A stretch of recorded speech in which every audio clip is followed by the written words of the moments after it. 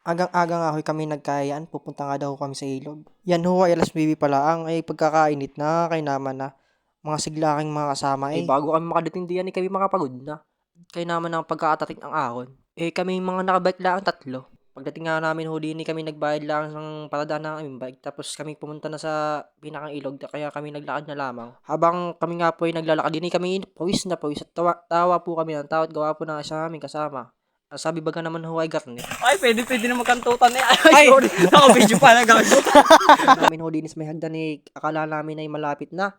Eh, pagkakalalim pala at pagkakalayo, kami pagod na, hindi pa kami nakakaligo eh. Eh, di kayo pagkatapos namin maligo eh, pagbalik namin eh, pagod na naman kami. Di kayo aahon kami sa ganyang katatek.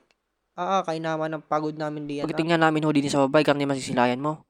Abay, sadyang mga tanggal ang pagod mo sa sobrang ganda ng ilog na area sobrang ganda ho, ganon din kalamig ang tubig pagkakalamig. Eh, bigla naman nung umulan. Eh, di panlas na po ang isang aring umahon para may silong ang aming bag at mababasa nga yung pamalit.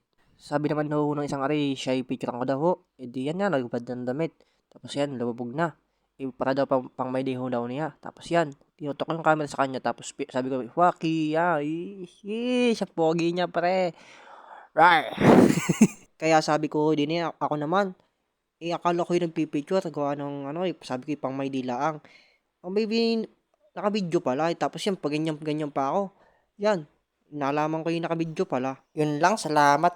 Bye-bye!